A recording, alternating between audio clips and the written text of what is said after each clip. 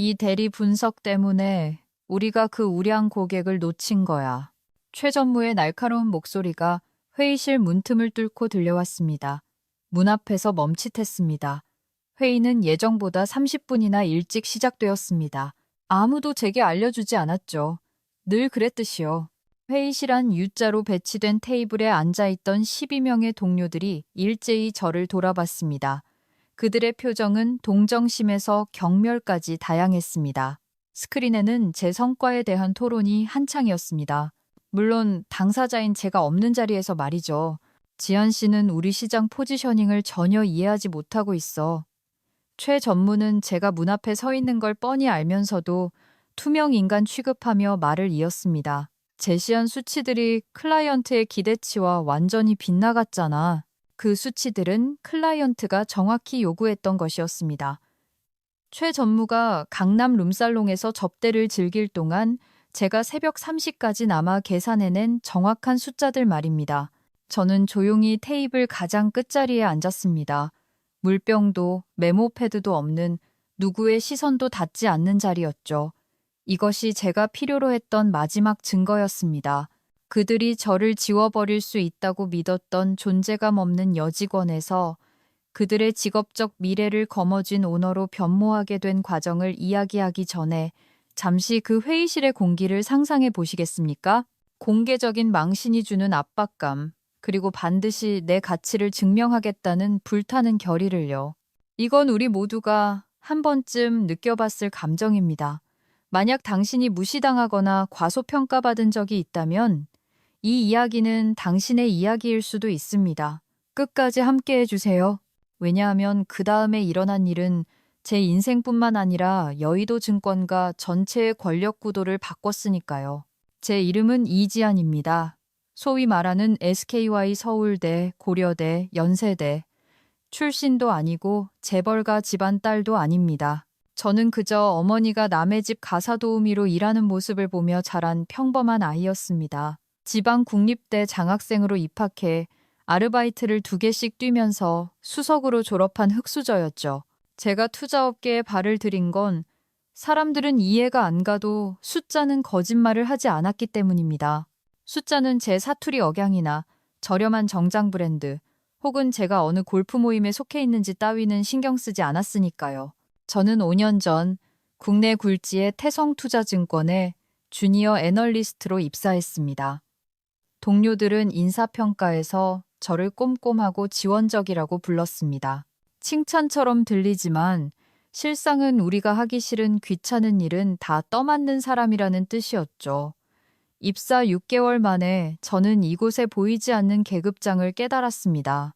최 전무나 강 팀장 같은 남자들의 아이디어는 전략이 되었지만 저 같은 여성들의 똑같은 아이디어는 나중에 고려해 볼 만한 흥미로운 제안이 되었습니다. 남자 동기들이 승승장구하는 동안 제 커리어는 제자리 걸음이었습니다. 그들은 제 리서치를 바탕으로 만든 프레젠테이션으로 보너스를 챙겼고 제가 계산한 예상 수익률로 계약을 따냈습니다. 그들이 고급 일식집에서 클라이언트와 저녁 식사를 할 때 저는 사무실에 남아 회의록이나 정리하고 있었죠. 3년 동안 저는 그들의 게임에 맞춰주었습니다. 성희롱 섞인 농담에 어색하게 웃어넘겼고 늦은 밤 회의 호출도 군말 없이 받아들였습니다. 다른 사람이 발표할 자료를 밤새 만들었죠. 저는 사무실의 유령이었습니다. 존재하지만 보이지 않고 들리지만 인식되지 않는 사람. 하지만 그들이 저를 과소평가하는 동안 저는 그들을 연구했습니다. 최 전무가 본인도 이해 못하는 보고서로 공을 가로챈다는 사실을 알았습니다. 강 팀장이 회사 역량 밖의 약속을 클라이언트에게 남발한다는 것도요. 한 과장은 회의 때마다 권력자의 편에 붙는 박쥐였고 김 대리는 뛰어난 분석력을 가졌지만 상사에게 반기를 들 용기가 없는 사람이었습니다. 더 중요한 건 우리 회사의 투자 전략에 구멍이 뚫려 있다는 걸 파악했다는 겁니다. 그들은 신흥시장은 너무 불안정하다고 무시했고 친환경 스타트업은 너무 이상적이라고 치부했습니다. 특히 여성 대표가 이끄는 기업들은 아예 거들떠보지도 않았죠. 저는 그들이 놓친 모든 기회, 잘못된 분석, 그리고 제 제안을 거절했다가 몇 달 뒤 교묘하게 말을 바꿔 실행한 모든 사례를 기록했습니다. 그리고 저는 저만의 것을 만들기 시작했습니다. 시작은 미미했습니다. 제 알량한 적금으로 만든 개인 투자 계좌였죠. 점심시간과 야근 후 늦은 밤에 리서치를 했습니다. 골프장이 아닌 온라인 투자 포럼을 통해 인맥을 쌓았습니다. 태성증권 사람들이라면 절대 쳐다보지도 않을 회사들에 집중했습니다. 부산의 여성주도, 정수필터 스타트업, 베트남의 친환경 포장재 제조사, 그리고 우리 회사가 투자 가치가 없다며 거절했던 여성 엔지니어 팀의 혁신적인 배터리 기술 기업 등이었죠. 제 첫 개인 투자는 8개월 만에 3배의 수익을 냈습니다. 수익금을 재투자하고 포트폴리오에 2개의 회사를 더 추가했습니다. 이중생활 2년 차에 접어들었을 때 저는 태성증권의 공식 수익률보다 17%나 높은 성과를 내고 있었습니다. 물론 회사 사람들은 꿈에도 몰랐죠. 태성에서 저는 여전히 배경 없는 조연이었습니다. 생색내지 않고 남들의 엑셀 오류를 수정해주고 초대받지도 못할 회의 자료를 준비하느라 야근하는 사람.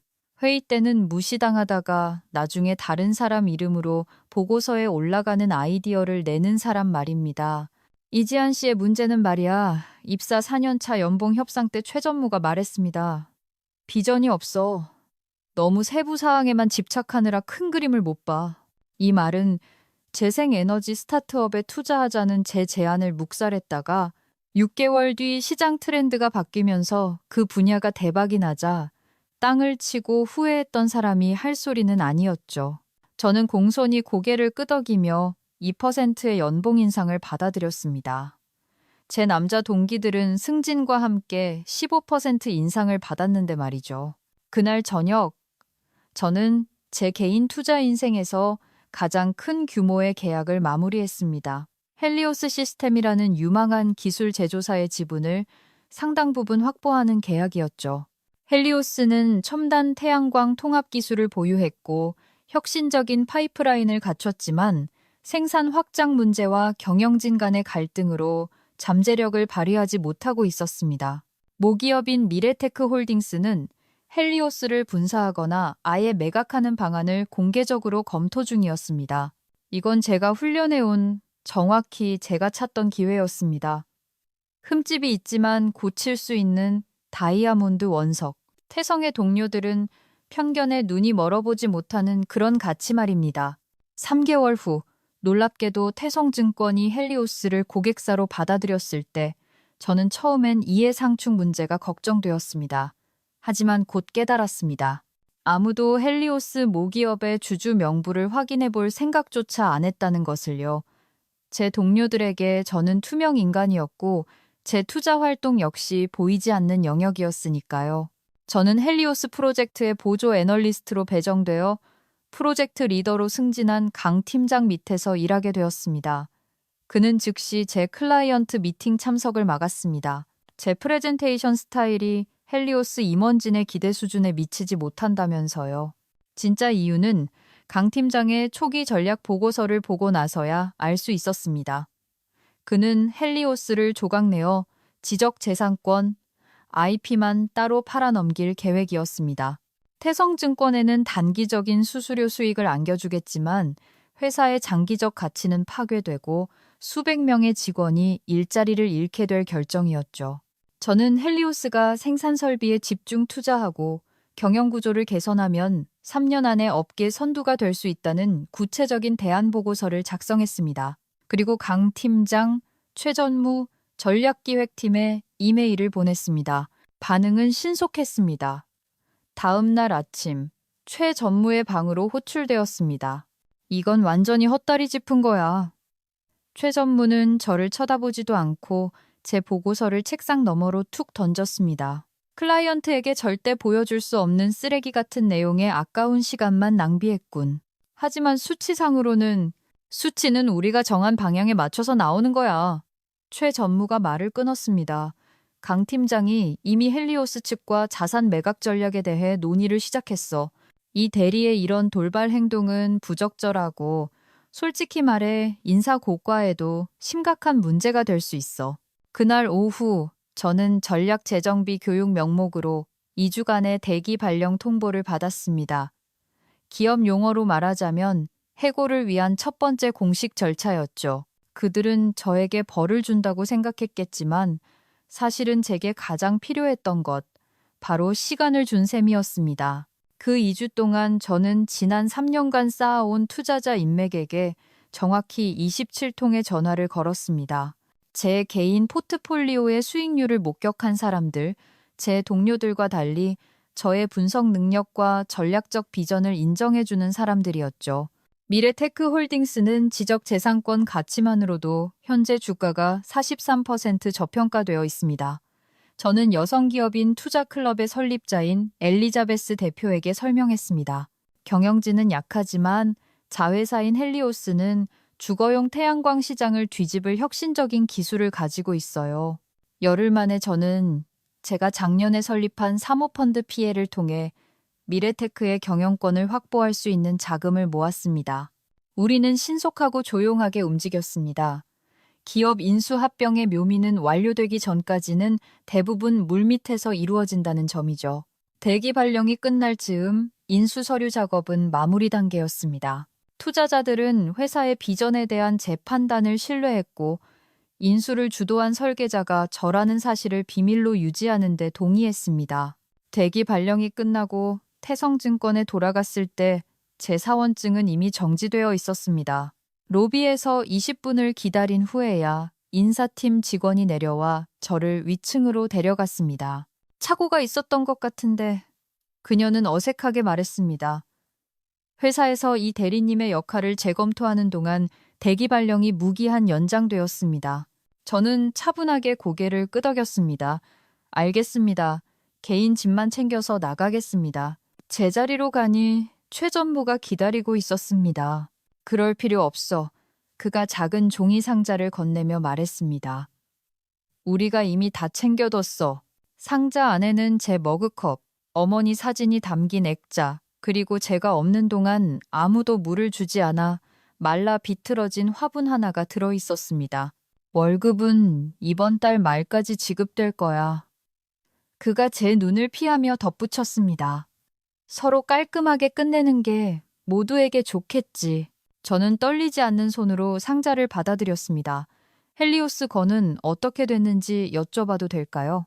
최 전무의 표정에 짜증과 당혹감이 스쳤습니다. 그건 이제 이 대리가 신경 쓸 일이 아니야. 물론이죠. 제가 대답했습니다.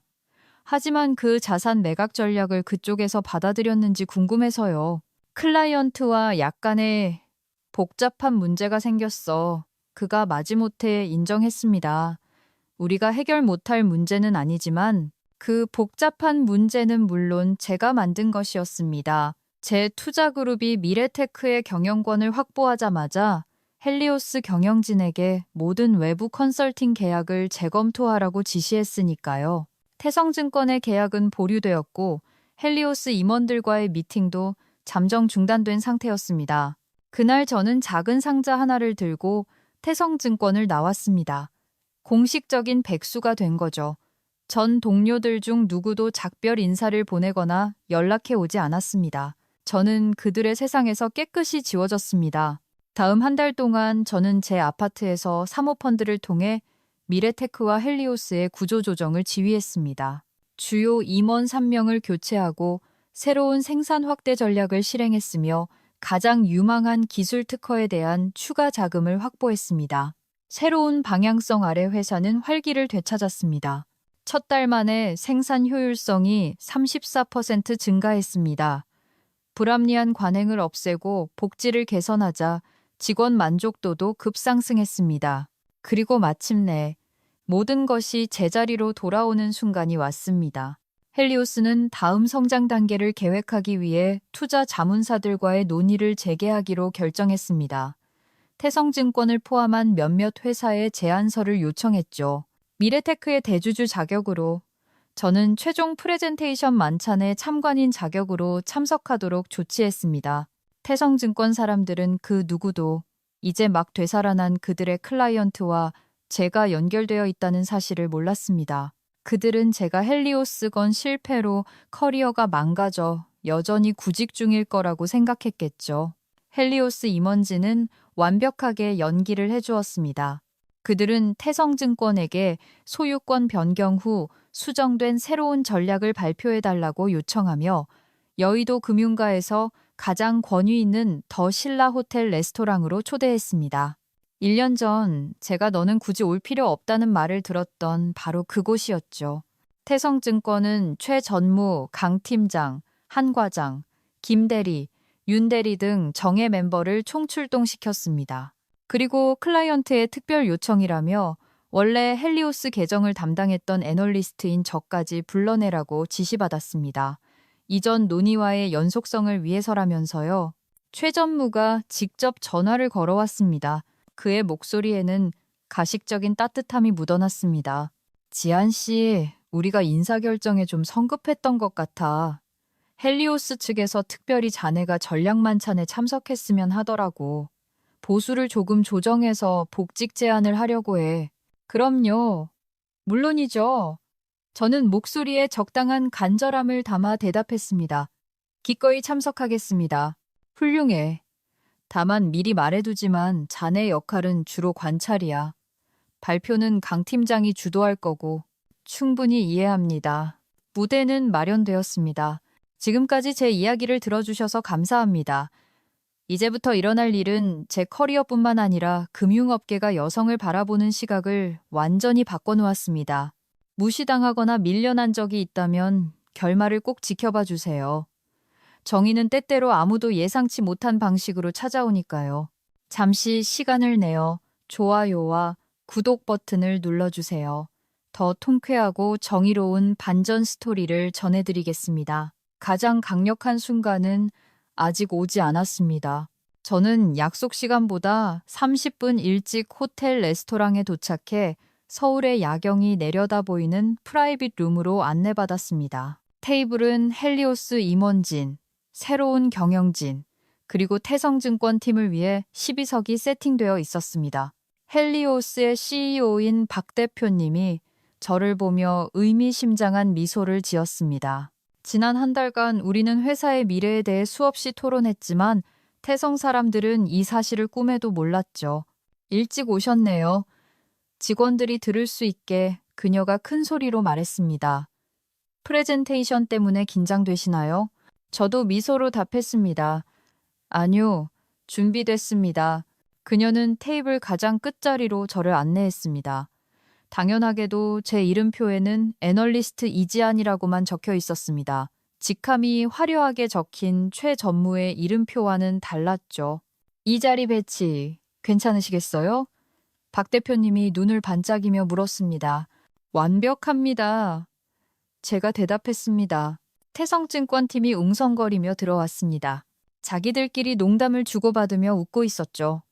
최 전무가 앞장섰고 발표 자료를 든 강 팀장, 그리고 한 과장, 김 대리, 윤 대리가 뒤를 따랐습니다. 그들은 이미 앉아있는 저를 보고 잠시 멈칫하더니 곧 비즈니스용 미소를 지으며 태세를 전환했습니다. 지한 씨, 최 전무는 짧게 고개만 까딱하고는 곧장 박 대표님에게 모든 관심을 쏟았습니다. 박 대표님, 이런 기회를 주셔서 감사합니다. 헬리오스의 미래에 대한 저희의 비전을 공유하게 되어 영광입니다. 강 팀장은 자료를 테이블 중앙에 놓으면서 일부러 저와 눈을 마주치지 않았습니다. 한 과장과 윤 대리는 최 전무 근처에 앉았고 태성에서 유일하게 저에게 인간적인 예의를 갖췄던 김 대리만이 망설이다가 제 맞은편에 앉았습니다. 안녕하세요, 지한 씨. 그가 작게 말했습니다. 다시 보게 돼서 반가워요. 저는 진심 어린 미소로 감사를 표했습니다. 김 대리는 다른 사람들처럼 잔인하진 않았습니다. 그저 갈등을 회피하느라 방관자가 된 것뿐이었죠.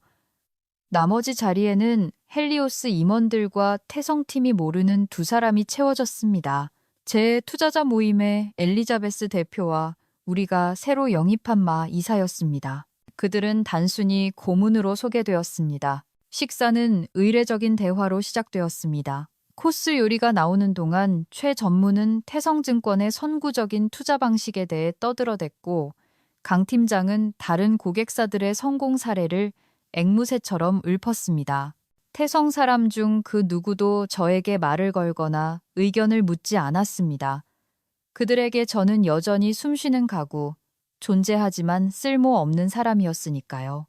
메인 요리가 반쯤 비워졌을 때 최 전무가 신호를 보내자 강 팀장이 자리에서 일어나 발표를 시작하려 했습니다. 시작하기 전에 박 대표님이 말을 끊었습니다. 중요한 걸 하나 짚고 넘어가고 싶군요. 그녀는 저를 향해 몸을 돌렸습니다. 이지한 씨, 우리 팀이 궁금해하던 게 있는데 태성에서 헬리오스 초기 분석 때 정확히 어떤 역할을 맡았었나요? 태성 직원들의 고개가 일제히 저에게 쏠렸습니다. 당황과 경계가 섞인 표정들이었죠. 대본에 없던 돌발 상황이었으니까요. 제가 입을 열기도 전에 최 전무가 끼어들었습니다. 이지연 씨는 저희 분석팀의 보조 역할을 했습니다. 기본적인 숫자 계산이나 기초 조사 같은 신입사원 수준의 업무였죠. 흥미롭네요. 박 대표님이 대답했습니다. 왜냐하면 우리 서버 기록에서 이지한 씨가 작성한 초기 전략 보고서를 발견했거든요. 자산 매각이 아닌 기술 투자와 경영 구조 조정을 권장하는 내용 말입니다. 방안의 온도가 10도는 떨어진 것 같았습니다. 최 전무의 표정이 굳어지며 노골적인 의심의 눈초리로 저를 쳐다봤습니다. 그 문건은 클라이언트 검토용이 아니었습니다. 그가 말했습니다. 내부 연습용이었을 뿐이고 우리 회사의 전문적인 기준에 부합하지 않아 폐기된 것입니다. 하지만 그 보고서가 지난 한 달간 우리가 성공적으로 밟아온 길을 정확히 예측하고 있더군요. 박 대표님은 마치 누군가가 태성증권의 공식 제안보다 우리 회사의 잠재력을 더 잘 이해하고 있었다는 듯이 덧붙였습니다. 강 팀장은 리모컨을 쥔 채 서서 계속 진행해야 할지 말지 몰라 쩔쩔매고 있었습니다. 일단 프레젠테이션을 계속하는 게 어떨까요? 한 과장이 부드럽게 제안했습니다. 과거 문건에 대한 논의는 나중에 해도 될 것 같습니다. 사실 침묵을 지키던 마이사가 처음으로 입을 열었습니다. 이건 오늘 논의와 아주 밀접한 관련이 있습니다. 그는 저를 보며 말했습니다. 이 의장님, 현재 미래테크홀딩스와의 관계를 설명해 주시겠습니까? 태성증권 5사람의 눈이 저에게 꽂혔습니다. 침묵이 흐르는 동안 저는 냅킨을 정성스럽게 접어 접시 옆에 놓았습니다. 지난달 미래테크홀딩스의 경영권을 인수한 투자그룹을 제가 이끌고 있습니다. 저는 차분하고 명확한 목소리로 말했습니다. 우리는 제가 태성에서 처음 제안했던 구조조정 전략을 실행했고 그 결과 34%의 효율성 증가와 다음 분기 27%의 매출 성장을 예상하고 있습니다. 최 전무의 물잔이 쓰러지며 발표 자료 위로 물이 쏟아졌습니다. 아무도 닦을 생각조차 하지 못했죠. 말도 안 돼. 최 전무가 겨우 입을 뗐습니다. 자네가 무슨 돈과 인맥이 있어서 그런 규모의 인수를 해? 지난 3년 동안 둘 다 만들었죠. 제가 대답했습니다. 태성에서 일하는 동안 회사 수익률을 꾸준히 앞서는 개인 포트폴리오를 운용했습니다. 그 실적을 보고 남들이 보지 못하는 가치를 알아보는 파트너들이 모였고요. 강 팀장은 발표는 잊어버린 채 털썩 주저앉았습니다. 윤 대리의 표정은 충격에서 계산적인 눈빛으로 바뀌며 이미 새로운 권력 구도에 적응하고 있었습니다. 한 과장의 영업용 미소는 완전히 사라졌고 김 대리는 경이로움에 가까운 표정으로 저를 바라보았습니다. 지한 씨가 투자자였어요? 김 대리가 물었습니다. 다른 사람들은 너무 놀라 입도 번긋 못할 때 나온 질문이었죠. 저는 고개를 한번 끄덕였습니다. 네, 지난달에 모기업을 인수했습니다. 조용히 지켜보던 엘리자베스 대표가 거들었습니다. 우리의 투자 전략 일환으로 모든 서비스 제공업체와의 관계를 재평가하고 있습니다. 태성증권의 계약도 검토 대상 중 하나죠. 최 전무가 목소리를 찾았지만 평소의 위험은 온데간데 없었습니다. 이건 매우 이례적인 일이야. 명백한 이해상충 문제가 있어. 확실히 있었죠. 제가 동의했습니다. 제가 태성증권 직원이면서 동시에 태성의 고객사에 개인적으로 투자하고 있었을 때는요. 하지만 제가 해고된 시점에서 그 갈등은 더 이상 존재하지 않습니다. 대기발령이었어. 최 전무가 반사적으로 정정했습니다. 제가 받은 서류에는 즉시 해고라고 적혀 있던데요. 제가 받아쳤습니다. 하지만 용어는 중요하지 않습니다. 중요한 건 헬리오스의 미래죠. 박 대표님이 고개를 끄덕였습니다. 맞습니다. 그래서 오늘 이 자리를 마련한 겁니다. 누가 그 미래를 가장 잘 이해하고 있는지 판단하기 위해서요. 그녀가 직원에게 신호를 보내자 모두에게 서류 파일이 전달되었습니다. 태성팀은 떨리는 손으로 파일을 열었습니다. 안에는 헬리오스를 포함한 미래테크 홀딩스의 상세한 조직도가 있었습니다. 맨 위에는 회사를 소유한 투자그룹의 의장으로 제 이름이 적혀 있었죠. 그 아래 새로운 서비스 제공 업체 구조도에는 태성증권의 이름이 빠져 있었습니다. 이게 법적으로 가능한 일인가요? 한 과장이 페이지를 넘기며 중얼거렸습니다. 세 곳의 로펌에서 검토를 마쳤습니다. 엘리자베스 대표가 확언했습니다. 인수는 공개시장 매수를 통해 적법하게 이루어졌습니다. 내부자 정보 이용은 없었습니다. 하지만 이 여자는 우리 팀원이었어요. 강 팀장이 항변했습니다. 우리 고객 정보에 접근할 수 있었다고요. 그 정보는 제가 직접 개발한 것이었고 제가 지적했습니다. 태성증권은 그걸 거부하고 인수 논의가 시작되기도 전에 저를 그 계정에서 제외시켰죠. 최 전무는 믿을 수 없다는 표정에서 존경심 비슷한 것으로 바뀌는 눈빛으로 저를 응시했습니다. 이걸 다 계획한 건가? 기회를 포착한 겁니다. 제가 정정했습니다. 당신들이 저를 과소평가했기 때문에 무시해버린 수많은 기회들처럼 말이죠. 저는 헬리오스 임원진을 향해 돌아섰습니다. 미래테크 홀딩스의 새로운 대주주로서 저는 모든 자회사 관계를 검토해 왔습니다. 헬리오스는 엄청난 잠재력이 있지만 애초에 그 잠재력을 보지 못한 투자 자문사와 계속 가는 건 우려스럽습니다. 우린 분석을 수정했어. 최 전무가 다급하게 말했습니다. 새로운 프레젠테이션을 보면 그 새로운 프레젠테이션은 제가 부드럽게 말을 끊었습니다. 당신들이 거절했던 제 원래 전략을 다 가져다 쓴 거잖아요. 제가 이 회사를 인수하게 만든 바로 그 전략 말입니다. 태성팀은 서로 눈치를 보며 자신들의 처지를 깨달았습니다. 그럼 이제 어떻게 되는 겁니까? 김 대리가 물었습니다. 저는 파일의 마지막 페이지를 펼쳤습니다. 자문관계 재조정을 제안합니다. 현재 구성대로라면 태성증권과의 계약은 갱신되지 않을 겁니다. 최 전무의 얼굴이 분노로 붉어졌습니다. 이건 보복이야. 비전문적이고 유치한 짓이라고. 이건 비즈니스입니다. 제가 정정했습니다. 성과와 능력에 기반한 결정이죠. 저는 목소리를 높이지 않고도 방안을 장악하며 일어섰습니다. 하지만 저는 개인의 재능을 인정하는 것을 중요하게 생각합니다. 그래서 태성증권 팀원 중 일부에게 미래테크 내부 전략부서로의 이직을 제안하려 합니다. 저는 김 대리를 똑바로 쳐다봤습니다. 김 대리님, 당신의 분석 능력은 탁월합니다. 그동안 가려져 있었지만요. 우리와 함께한다면 큰 힘이 될 겁니다. 그의 눈이 놀라움과 희망으로 커졌습니다. 또한 제가 계속했습니다. 윤 대리님의 마케팅 전문성은 우리가 헬리오스를 재생에너지 분야로 리포지셔닝 하는데 큰 자산이 될 겁니다. 윤 대리는 허리를 꼿꼿이 폈고 입가에 작은 미소가 번졌습니다. 우리 팀원을 빼가겠다는 건가? 최 전무가 따졌습니다. 개인의 능력에 따른 기회를 제공하는 겁니다. 제가 대답했습니다. 제가 태성에서는 한 번도 받지 못했던 그 기회 말이죠. 저는 다시 테이블을 향해 말했습니다. 우리와 함께 하실 분들은 인맥이나 줄서기가 아니라 오직 기여도만으로 평가받을 겁니다. 그렇지 않은 분들은 미래테크 포트폴리오를 대체할 다른 고객을 찾으셔야 할 겁니다. 그 의미를 모르는 사람은 없었습니다. 미래테크는 태성증권 현재 매출의 거의 20%를 차지했습니다. 이 고객을 잃으면 보너스는커녕 구조조정이 닥칠 판이었죠.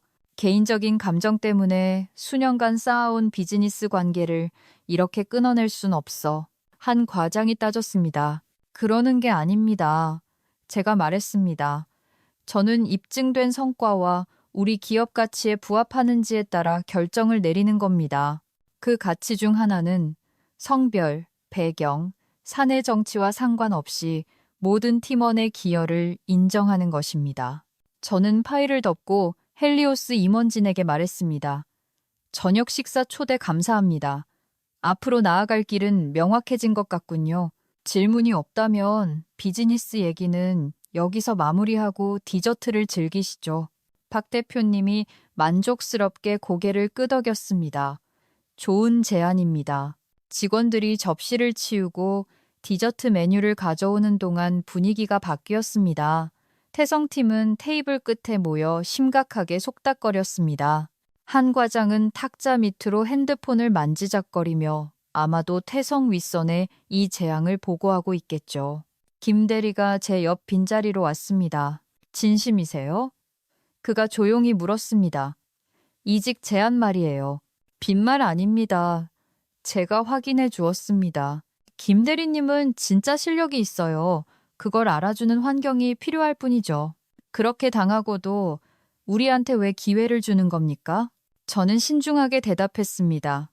성공은 복수가 아니니까요. 더 나은 무언가를 만드는 거죠. 그 비전에 기여할 수 있는 사람이라면 과거에 어디에 속해 있었든 기회를 받을 자격이 있어요. 그는 천천히 고개를 끄덕였습니다. 생각해 보겠습니다. 하지만 저한테서 가능성을 봐주셔서 감사합니다. 우리 모두가 원하는 게 그거잖아요. 있는 그대로 인정받는 것. 건너편에서는 최 전무가 정신을 차리고 수습에 나섰습니다. 박 대표님에게 열변을 토하고 있었지만 그녀는 예의상 들어주면서 가끔 저를 보며 묘한 웃음을 지을 뿐이었습니다. 디저트 시간이 끝나고 사람들이 짐을 챙기기 시작했습니다. 태성팀은 우르르 몰려나갔습니다. 아까의 자신감은 사라지고 충격과 불안만 남은 채였죠. 오직 김 대리와 윤 대리만이 남아 마이사와 연락처를 교환했습니다. 최 전무가 나가면서 제 의자 뒤에 멈춰 섰습니다. 이게 끝이라고 생각하지 마. 그가 낮게 으르렁거렸습니다. 맞아요. 제가 동의했습니다. 이제 시작이죠. 그들이 떠난 후 박 대표님이 저를 향해 잔을 들어 올렸습니다. 남들이 보지 못하는 잠재력을 보는 눈을 위하여 그리고 인내심을 위하여 엘리자베스 대표가 웃으며 덧붙였습니다. 비즈니스에서 가장 저평가된 무기죠. 저도 함께 잔을 들었습니다. 승리감도 씁쓸함도 아닌 제가 꿈꾸던 변화를 만들어낼 수 있는 위치에 마침내 섰다는 묵직한 만족감만이 느껴졌습니다.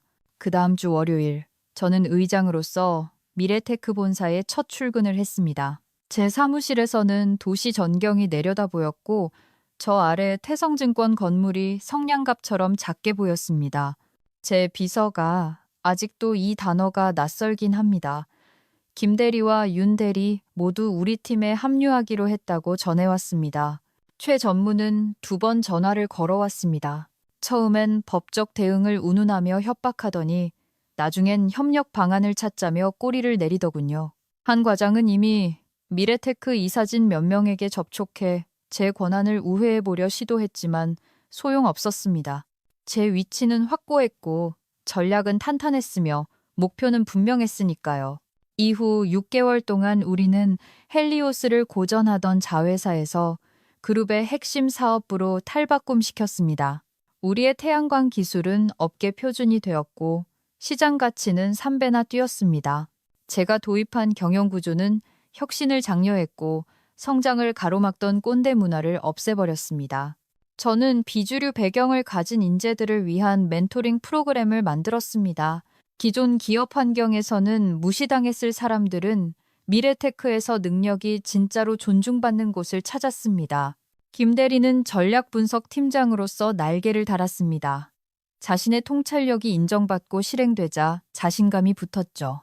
윤 대리는 시장 포지셔닝을 혁신적으로 바꿨고 태성에서는 거부당했던 승진을 여기서 이뤄냈습니다. 나머지 사람들은요. 최 전무는 고객 이탈이 계속되자 결국 태성증권을 떠났습니다. 강 팀장은 회사에 남았지만 위상은 예전만 못했죠.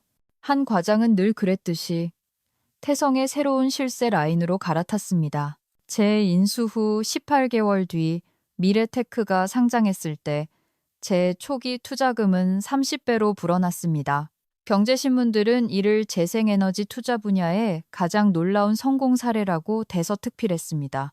그들은 저를 기성회사가 리스크만 볼 때 기회를 본 선구적인 아웃사이더로 소개했습니다. 오직 그날 저녁 식사 자리에 있던 사람들만이 진실을 알죠. 성공이야말로 과소평가에 대한 최고의 대답이라는 것을요.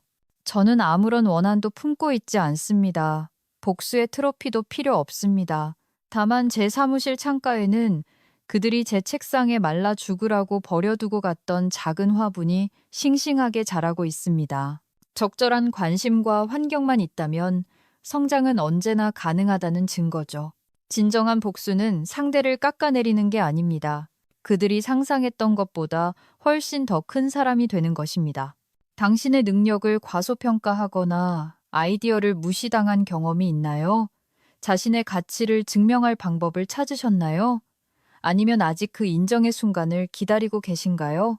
댓글로 당신의 경험을 공유해 주세요. 제가 하나하나 다 읽어보겠습니다. 당신의 이야기가 지금 무시당하거나 저평가받고 있다고 느끼는 누군가에게 영감이 될 수 있습니다. 이런 직업적 시련을 극복하는 여정이 마음에 와닿으셨다면 좋아요와 구독 버튼을 눌러주세요. 우리는 당신이 자신만의 도전을 헤쳐나가는데 도움이 될 회복과 변화의 이야기를 나눕니다. 기억하세요. 때로는 남들이 알아보지 못한 사람이 결국 그들이 절대 무시할 수 없는 존재가 되기도 합니다. 가장 멋진 풍경은 가장 힘든 등반 뒤에 온다는 것을 잊지 마세요. 지금까지 이지안이었습니다.